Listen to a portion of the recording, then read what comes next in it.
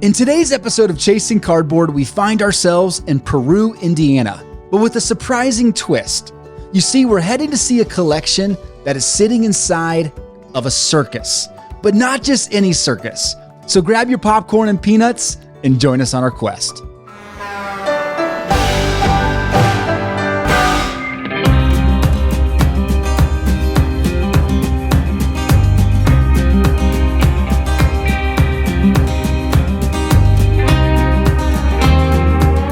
So we're almost to Peru, Indiana, circus capital of the world. We're meeting a young dude named Mikey who reached out to us probably 4 months ago and is looking to sell some of his vintage and modern in order to buy some holy grail cards that he wants for his collection.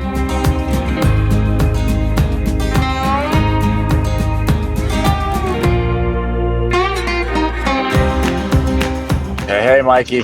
Hey, we are 23 minutes away. We hit a lot of rain, so we're close. Thank you for letting me know. I was just about to text you. Well, we are here, and that's the Circus City Center, so that looks like it. Clown Alley. That's Clown Alley. All right, side entrance of a circus. We're checking all the boxes right now. Do you knock? So we're here in Peru, Indiana, birthplace of the circus. I mean, everything kind of lives and breathes the circus in this city.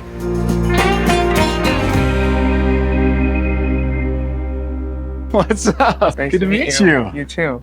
This is your home? No, it's definitely not.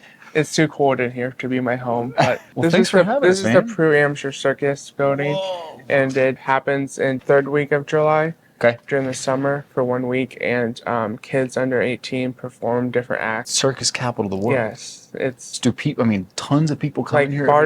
Barnum and Bailey started it in the 1920s. This is known as the Circus Capital of the World because of all the famous people that happened to perform here before it was a kids show. Amazing. Well, can you give us a tour? I want to see your cards, obviously, but I want to see this too. Yeah, I'll give you a tour. Okay, cool. Let's do it.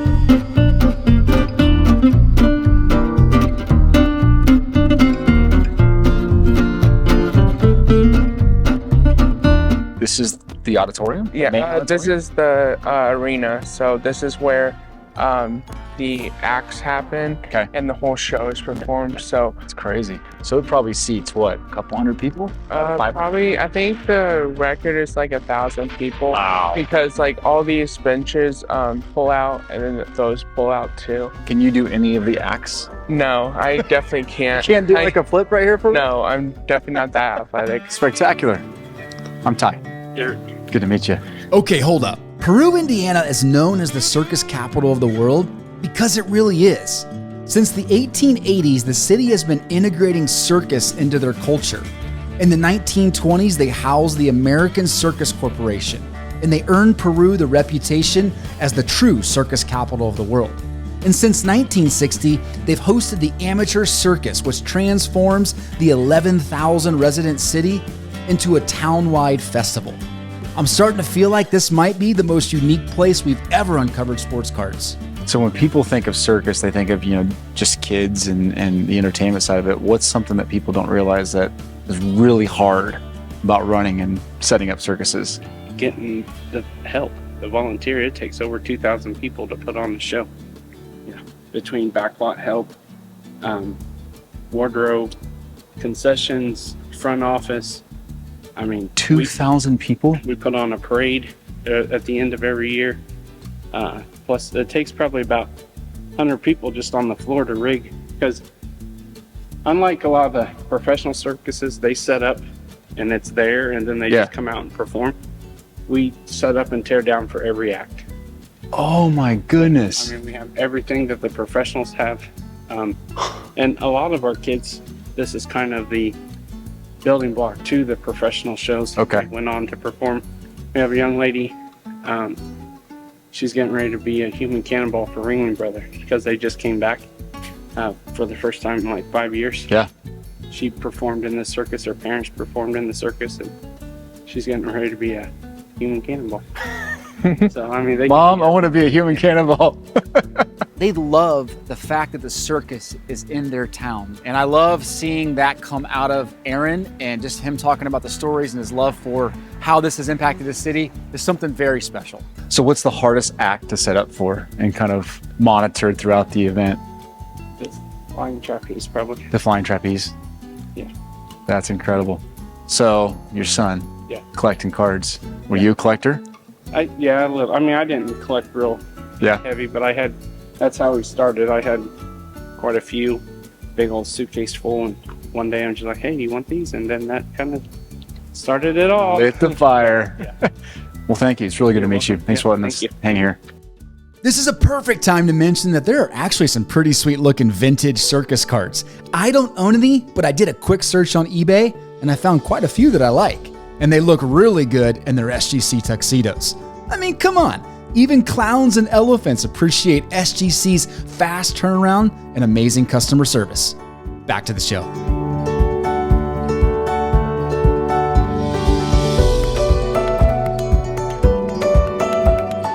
There's been a lot of famous people that have been here, visited. Oh, I bet.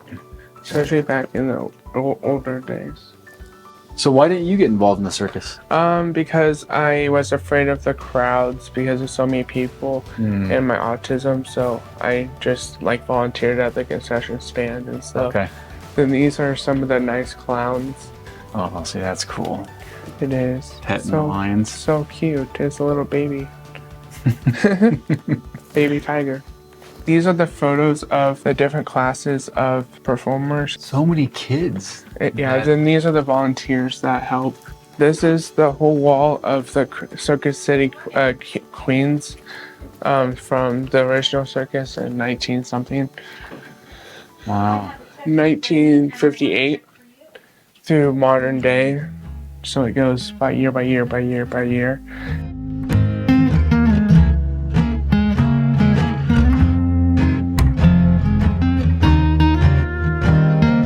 So here's my cards, Ty, and I've noticed that you are really enjoying them, so yeah. And I haven't even looked at them yet. I know. Look at this. A Satchel Paige 1953 Topps rookie.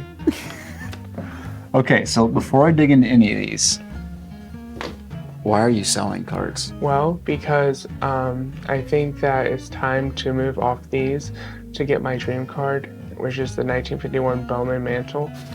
Yes. Whoa! So you want to take all this and put it into a really big card? I followed your advice and Mike's advice. Consolidating. Consolidating into one big card. Just an awesome, down-to-earth 22-year-old guy who loves collecting. And he said, hey, I want to consolidate my collection based on some of the advice from other people you've had on your channel. And can you help me do that? And so we're here today to look at his collection that he's built so that he can go get into a couple really nice high-end vintage cards. Well, I mean, you have big cards here, and you've sent some pictures, so I know you have some big cards. Yes. Why the 51 Mantle? Well, because it's this true rookie. It really annoys me when people say the 52 Topps is rookie. Okay, let's settle this argument once and for all. If you think the 1951 Bowman Mantle is his real rookie, smash that like button one time. If you think the 1952 Topps Mantle is his true rookie, smash that like button 3 times. And as a thanks for doing that, I'm going to show you a sneak peek at our new Chasing Cardboard hats. And I think that Mantle has definitely room to grow compared to the price of the 52 Topps Mantle. So I think it is Mike Moynihan inside your body? Maybe. Maybe you the offspring of Mike Moynihan? I think so. I'm passionate about the cards because they bring me happiness. Like in high school, I was bullied and stuff, and growing up as well in elementary school. So when I got home, all I would want to do is look at cards. So that's I'm so grateful that my parents support my collection and everything.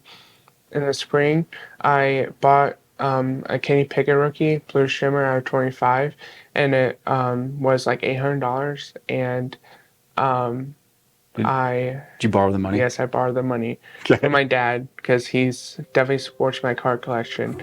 I sent it off to grading and got a PSA 10. Then at my first national last year, in this previous summer in Chicago, I traded that for my T206 Chrissy Mathewson in SGC 1.5. So Genius. Yeah, that's why I didn't want to get rid of it, because I've always wanted that card and I knew I couldn't get it awesome. back. So good for you. Yeah. I mean, hindsight's 2020, right? Definitely. That was a perfect It trade. was a perfect time, because his kidding. market tanked after the season started because he was playing not very good. So you got to pay your dad back $1,000-ish. Yeah. 9,000 to work with. What are you doing with that? You buying I'm buying a 1951 Mantle PSA 1. So his true rookie, by the way. His true rookie. You're going to keep reminding us of that. I like it. So tell me a little bit about, you've mentioned autism. Yes. How does that play into the way you collect? So I would say that the organization definitely plays into it, because everything has its place in it. And I also like going to card shows, but the anxiety of it definitely overwhelms me with a whole bunch of people. Yeah. So I'd rather buy on eBay. I'm not big into auction houses, just because you have to like apply and get approved before you can bid and stuff. So eBay is definitely my number one and almost solely place to buy cards. So a lot of this has been acquired through eBay? Yes. Okay. So what I've done is, this is my collection I'm selling, but through the years I've traded and sold a whole bunch of smaller cards and then bigger cards to buy these. So then I'm trading these for a Mantle. So you never know where I might do next. But well, you can't go up too much higher until you're in the really upper tier. Definitely. Autism definitely helps me with that, and it brings me happiness, because if I'm sad or if I have a bad day from my autism and anxiety and stuff, I can just come home, look at my cards, and they just bring me like a smile to my face. So yeah, and I know like that's probably a sign of a true collector. I think so. Like that fact that they bring you happiness, and it's not, for me, it's not about the monetary value as much as the happiness they bring me, because like, they're cardboard, but they're still like the history really attaches. You're attached to the history. Yeah. Because like I like learning about the old players and everything like that. So I love it. Well, you don't seem to shy away from mentioning that you have autism.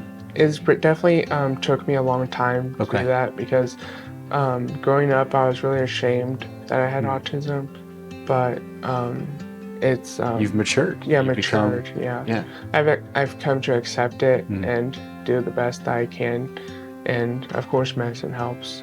I still have my bad days, but definitely cards help too with that. So like, it's Well, that's amazing. It's encouragement for people that are going to watch this and are going to see like you're just bold. Yeah. You're willing to say, you know what, this is what I have, and I am who I am. Definitely. And that's pretty amazing. I love the way you carry yourself. The confidence you have. Thank you. Mikey is very open about his autism. Something that I admire a lot. He's matured in the way he's handled the autism, and he understands that's how he was made, and he's not shying away from it. I have a lot of respect for the way Mikey's carrying himself.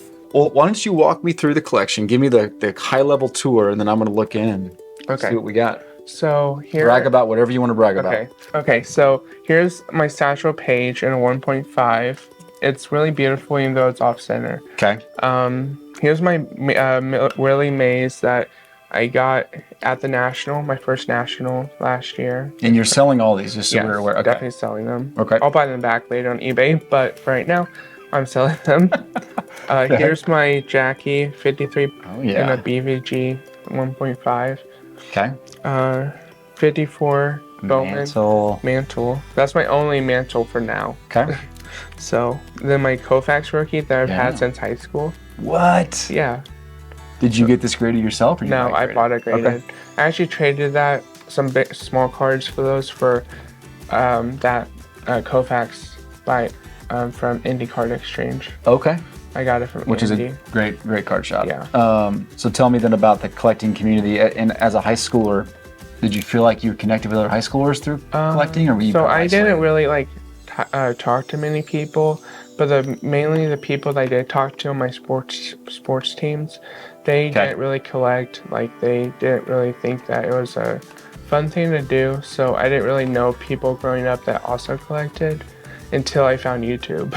So you can see by his collection, he just doesn't mess around with a lot of junk. He knows exactly what he wants to go buy. Even some of his stories about, hey, I bought this Kenny Pickett and I sold it to get this, Christy Mathewson, or I bought this section of cards or this box of cards and I sold it to get this next vintage card.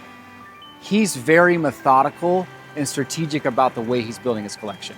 So you looks like you gravitate towards autos and refractors and parallels. Is that your style? Yes. Okay. Because they're more rare. Yeah. Here's my Bowman Chrome Manning rookie, SPX, Bowman's Best, Score. Okay. I'm also a huge Jeter fan. So here's a story. While you're doing that, I'm gonna keep looking. Okay. Yeah, keep talking. So I met Derek Jeter once at Yankee Stadium and Peyton Manning. Okay. Because I got surprised for my 12th birthday, have a meet and greet with Jeter. My dad paid for it because they were running a promotion with what's the organization called? Make a Wish, whatever it's called. Yeah. So I met Derek Jeter. But yeah, my favorite 3 athletes of all time is Peyton Manning 1, Derek Jeter 2, and Bill Russell 3. Why Bill Russell? I think he's the GOAT besides Wilt Chamberlain, and you cannot convince me otherwise because I think that he dominated the sport and he transcended the sport in terms of like his civil rights like actions and stuff like that. Okay. So. Bill Russell is the greatest of all time? That's a bold statement, but he did win an NBA record 11 championships. He captured the MVP award 5 times, and he averaged 22.5 rebounds per game throughout his entire career. I think Michael Jordan has a few things to say about who's the actual GOAT, but those stats are pretty impressive. Oh, I went to Indiana State, so that's one of the reasons I bought that is because Larry Bird is really big down there. Yeah. That's a cool card. The green ink is so cool. It really is. That's what drew me to it, was the green ink. Oh, hey, what's going on, guys? Hey, look, before we buy this collection, I want to let you in on a little secret. You see, during this episode and the next few episodes, we're going to be doing something a little bit different. We're going to be making all of the cards that you see that we purchase available to you. And we're going to be partnering with Whatnot and using their amazing platform to host these live events. It's going to be pretty amazing. We're pretty excited to give you the opportunity to purchase these cards, and Whatnot agreed to do something special and give each one of you viewers $15 by using the link in the upper right-hand corner or the link in the show notes to apply to anything you want to purchase in our live stream. You can apply it to one of these cool cards, you can apply it to one of our sweet new hats, or you can just come and have a good time hanging out with us. We're really excited to partner with Whatnot during these events. We're really excited to see you there. Back to the show. Oh, I have a story about this one. It's a PSA 10 FF Air. Yep. And I actually pulled that out of a 89 Flair box, sealed, got it graded, and got a 10. That's crazy. Yeah, so that was... These are so hard. People don't know this, but these are so hard to grade because the centering's usually never off. Yeah. It's always well, off. I actually pulled 2. I pulled 2 from 2 boxes. I had 2 boxes of 89 Flair. I pulled 2 FF Airs. That's crazy. And one got a 10, this one, and then one got a 9. Which I traded for part of the mantle earlier. So this is early print run. One of the first print runs of the 89 Fleer had the curse word on it, the FF Air, and then they pulled it off the print run. And then they did like the white box and the black box, and try to clear it out and look like a normal bat. There's like 5 or 6 different variations. Air cards in the junk wax era became something of a lifeline for the hobby. Because so many cards were being overprinted during that period, the manufacturers decided to purposefully put in air cards so we could still have a chase card to hunt down. This gimmick can be seen as giving birth to short printed cards that we're used to today. And they're equally as popular because as collectors, we love our scarcity. Do you open a lot of product then? Yes, I have my own eBay store, and it's called Mikey Sports Cards LLC. Click the link in the show notes and find your store. Please do that. And definitely follow me. I am listing a whole bunch of stuff now, so. It seems like you gravitate towards baseball. I think it's mostly football. That's out of 50. That's sweet. Yeah, I pulled that myself. That's a second year? That's a rookie. That's a rookie. That's a great card. 50. That one is sharp. It's off center, but that's nice. Yeah, I just didn't want to pay like the $30 to get it graded by PSA. So tell me about your influencers in the hobby. You've mentioned some to me offline. Who's really influenced you? I would say definitely Mike Monahan. Okay. We can cut that out.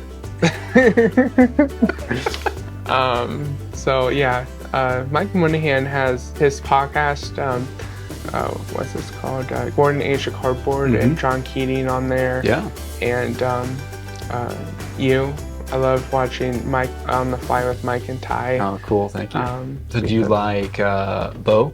Yes, Bo. 1 million Cubs. Okay. Yeah. I like Bo because he's taught me so much about my eBay store. Oh. Because my autism, I struggle like having a full-time job. Okay. And being passionate about it with the job I have now.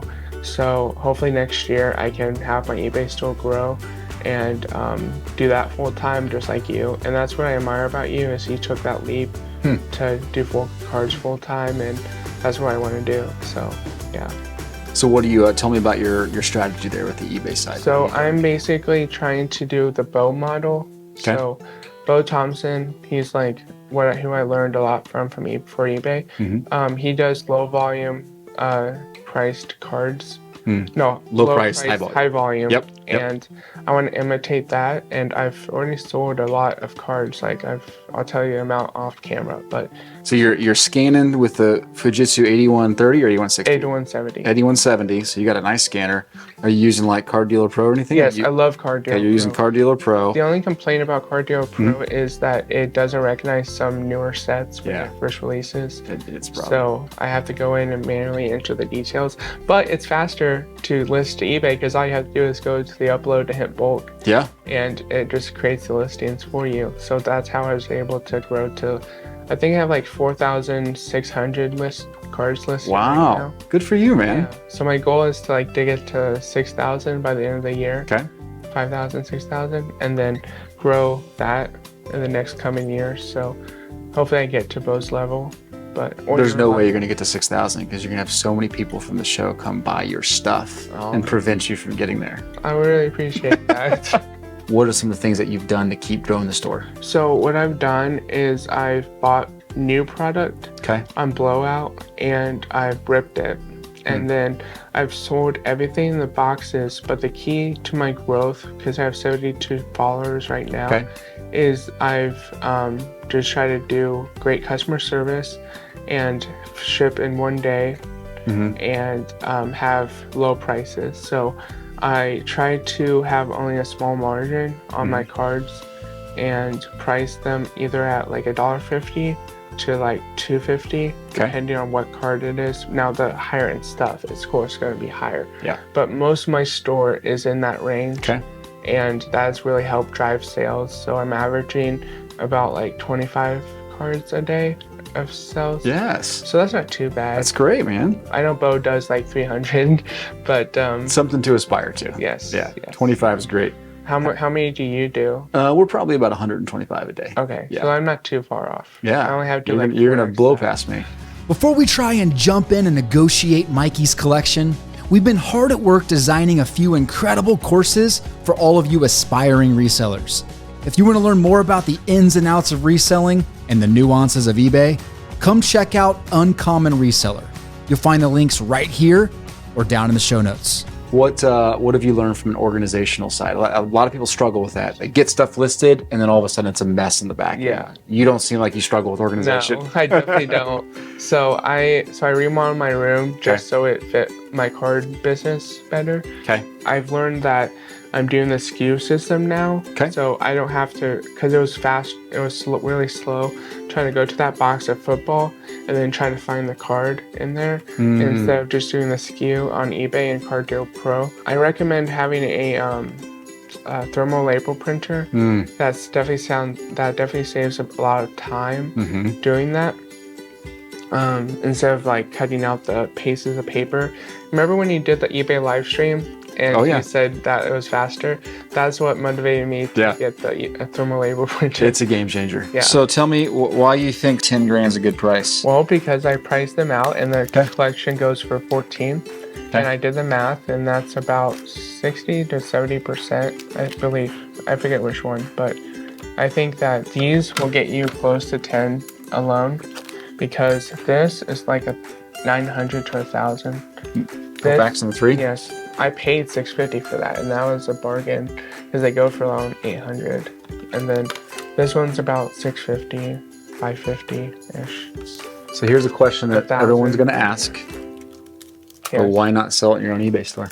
Okay, so I do not have the self-control to, when that money hits my account or my eBay balance, I will want to spend it on something else. So it's part of my autism. I get it from my mom. She has like spending problems. Like she likes to buy stuff, and I do too. It's just different. She likes buying clothes and Tupperware and stuff. I like buying sports cards. So if you sell this methodically on eBay, you're afraid you'll spend it before you save up for your mantle. It will just disappear, and I'll get like nothing. I won't get the mantle because stuff won't sell all at once. So I would say, oh, I'll just go to Walmart. I go to Walmart, and then, oh, there's like Prism Draft Blaster. I have the itch to rip. Let me buy that with that money. And then I end up not getting the mantle. So I'd rather just sell everything now and then to you, because I trust you, and I want you to sell everything all at once, and then use that money to buy the mantle before it just disappears. You know how this goes. I would normally negotiate, but with you, I will do $10,000. Really? Absolutely. Thank you. $10,000, man. Thank you. Yeah, I appreciate you bringing us out to see this. I want to support you. You got to get your. Well, you don't have to get it. Okay. But I hope you get your 51 mantle. I'll pay for it when you do, no, don't do that. I'm excited to support you in the way I think you want to grow your hobby love, man. That's a really neat thing, and you've curated a really cool collection here that I think the audience will want to buy a lot of this stuff because it came from you. Oh, thank you. I really believe really appreciate that. Awesome, man. Well, I'm super excited. Thank you for letting us come see this world. Of course. And participate in your hobby experience, man. Thank you. Your story is spectacular. Have you checked it out? What's that? Your story. Your story. I thought your story, the way you carry yourself. I think it's going to be an encouragement for a lot of people. Thank you. Yeah. I'm glad that you guys came. Yeah. Thank you so much. Thank you. Yeah.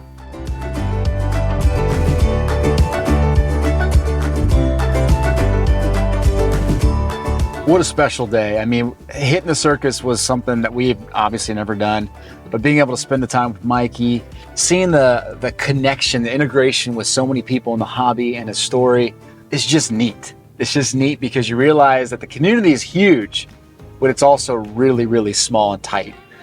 So props to Mikey for just being bold in his collecting and who he is and giving us the opportunity to come hang with him. Well, thank you so much. Thank you. Good to meet you. You too. People check his eBay store. Mikey Sports Cards LLC. Yeah. All right, brother. Thank you. Keep grinding, doing your thing. You too. Well, that was a treat. I'm not sure we're ever going to negotiate a collection inside of a circus again, but you just never know what we're going to uncover. Don't forget to check out our live stream calendar in the show notes below and come back next time as we keep chasing.